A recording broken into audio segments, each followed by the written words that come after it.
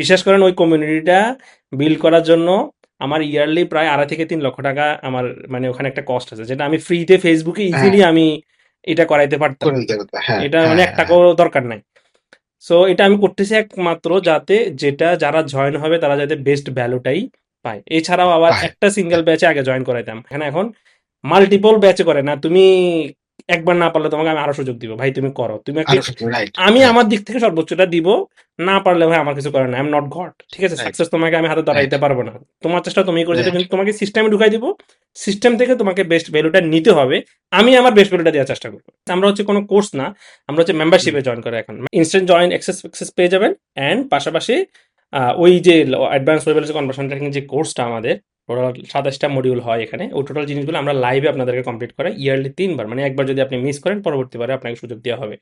এছাড়াও তো live weekly support আছে, কমিউনিটি যে সিস্টেমের কথা বললাম, আমি আলাদাভাবে পে করে আলাদা কমিউনিটি বিল্ড করছি, এটা আলাদা ডোমেন নিয়ে, এটা আপনারা আলাদা আপনি প্লে স্টোর অ্যাপ স্টোরে অ্যাপ বিল্ড করছি আমি।